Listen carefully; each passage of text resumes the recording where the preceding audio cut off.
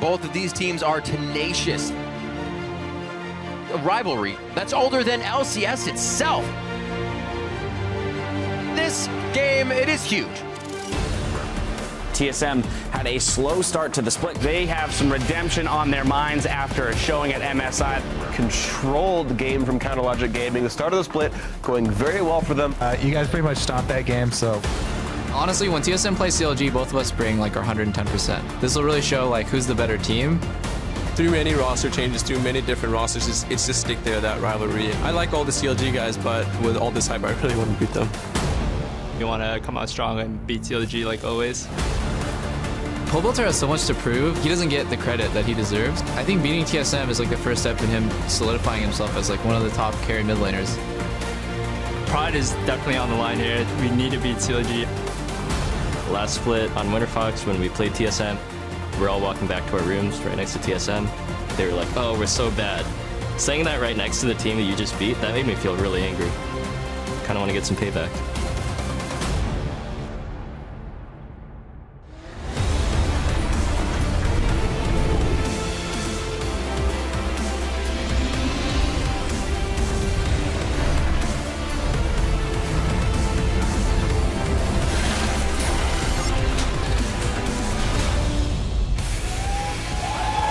Welcome to Week 2, Day 2 of the North American League Championship Series Summer Split. Now we're coming to you once again from our studio here in Los Angeles, and the crowd is pumped up for another day of League. There's lots of love out there for the teams, and even a little bit of love for our very own Kobe. And of course, we've got a reverse Annie in the crowd today. Nice to see that. Cloud9 arrived at the studio not too long ago. They're going to be facing off today against Xiaowei Zhao and the rest of Team Impulse, who you see arriving as well. Both teams rather, are looking for a win to stop their slide in the standings. We'll see what they can do in our first matchup of the day. Now, hello, everyone. I'm James Dash Patterson, and we're no doubting for more surprises on the Rift today. Today, joining me on the analyst desk, we've got Aiden Zyrene Moon, Sam Kobe Hartman Kensler, and David Freak Turley. Gentlemen, a big day of games, including that marquee matchup, third game of the day, TSM versus CLG. And that has been the one match on everyone's radar, the latest battle between House CLG and House Team Solo Mid. And this one never disappoints. So, gentlemen, how do you think these perennial powerhouses stack up this time around? And just like Doublelift said in that intro there, every time these teams come against each other, it's 110%. Right as they're hitting their stride, they're going to meet each other. And TSM last week and yesterday, they went back to a mid-focused type of composition style. And it worked for them again. It's great. They're going back to that. It's going back to their roots, start of the season. Good to see them pick up those wins. Now they're up against CLG, who they have a new mid laner. Pobelter's in there, and they don't have to put resources into him. He's winning the lane. He's second highest KDA in the league right now at 24.5, and they don't have to do anything to Pobelter's lane. He shows up for the team fights, and that frees up Smithy to go do whatever he wants. That frees up their shot caller, Zion Spartan, and Afromu to make really calm, collected plays across the map, and that's why this is just going to be a great match overall, because they match up so well in different places. Yeah, no doubt Pobelter's going to come out swinging, looking for Bjergsen, but I'm really interested in the top lane, just because yesterday Zion had a hard carry game for CLG on his Rumble. He is #1 in all of the LCS as far as KDA. It's only been 3 games, but still very impressive stat, 25 KDA for him. You know, Zyrus is, in the middle of the pack as far as top laners are right now. 3 KDA for all the top laners, but that's so stark. That matchup, CLG has shown that they are very willing to have a top lane carry. And although TSM have practiced that style, it has not shown up in LCS games yet. Yeah, and certainly, I mean, CLG's solo lanes are very, very strong, and I think CLG can be considered the favorites in this match. But I think there's actually another strength here that it's funny because it's an old strength, but it's their duo lane here. Doublelift and Afromu are confident 2v2ing any duo lane in North America. We know the Wild Turtle and Lustboy aren't really known for the laning phase in general, so this is another pressure point that CLG can go back to old ways, crush the duo lane, and use those guys to win the game as well. And I also really like the new wrinkle in that, old power that they have, where Doublelift is willing to take the team-oriented AD carry even into a Kalista matchup and take Sivir into that. It adds a lot of versatility to CLG. Right, of course, CLG can pull a Fnatic and just go send Zion Spartan, aka Huni, into the top lane and just crush Dyrus, and that's fine. There's, I think, more angles of attack for CLG here. Well, you know, yesterday we had a lot of discussion about power picks. With CLG on the blue side, TSM on the red side, how do we feel the advantage falls going into Champion Select here? It all comes down to what you value, and personally, I'm going to say the blue side has the advantage here.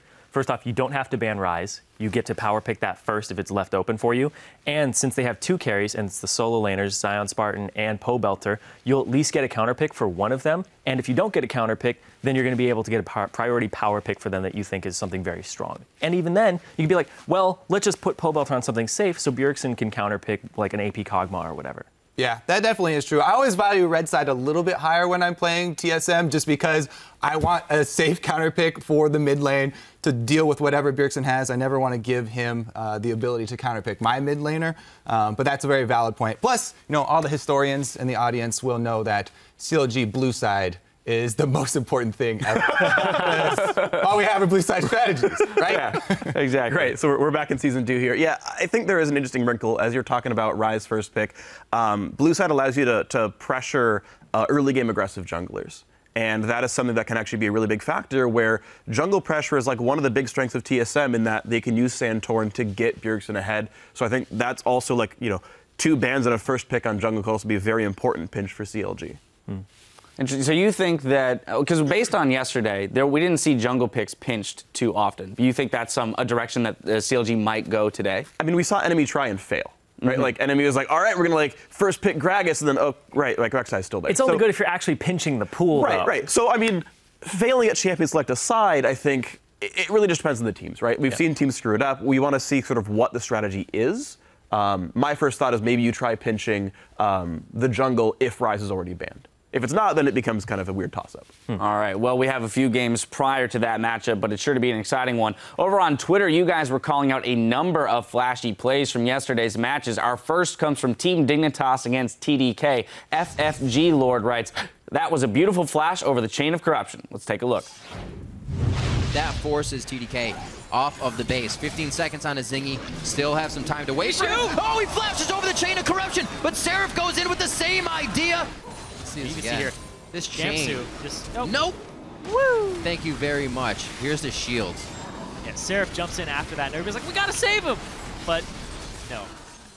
Yeah, as someone who tries to make flashy plays all the time, if we assume Gabsy did that on purpose, like sometimes it's just like, I want to flash Rune Prison you. I'm going to say he 100% did that on purpose. The corrupted, the ultimate was already in the air before he flashed. Yeah, so I think right there, like what Gamsu's doing is like, as soon as I see Varus animate, I'm gonna assume it's the ult and just flash it no matter what. Like, the guy could have piercing guard him, he would have flashed that as well, just like because he's ready to flash Rune Prison the guy. But either way, it's a great play. Yeah, absolutely. Well, that basically turned what looked like a big run back for TDK into a win for Team Dignitas there. Our next up from Cloud9 versus Gravity, TL Moonbear writes, that flash timing by Keen was ridiculous. Here's your number 2. Fight begins, Buddy Fufu low on health, knocked up by Nautilus, kill goes to Balls. Incarnation stays alive so far, Keen getting just evaporated, pops the Zhonya's levitation, flashes out, Balls dies, great flash by Keen. Keen jumps in, remember he's built to be a frontline TF, so even though Meteos caught him, and he got the combo there with Incarnation, they still weren't able to take him out.